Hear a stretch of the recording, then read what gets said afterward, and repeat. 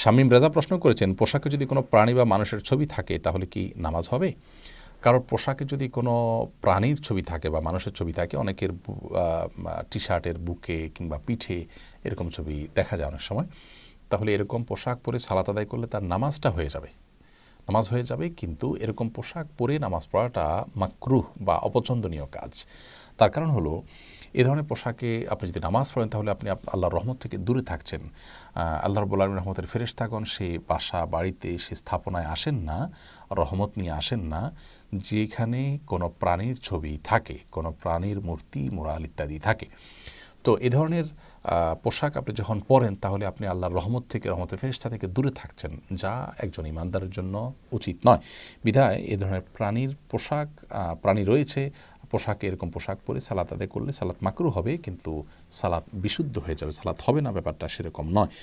বিকল্প পোশাক থাকলে সে পোশাক পরা উচিত, আর যদি বিকল্প পোশাক না থাকে, এদিকে সালাতের ওয়াক্ত চলে যাচ্ছে এরকম হয়, তাহলে সেক্ষেত্রে ওই পোশাকেই প্রয়োজনে সালাত আদায় করে নিতে পারেন।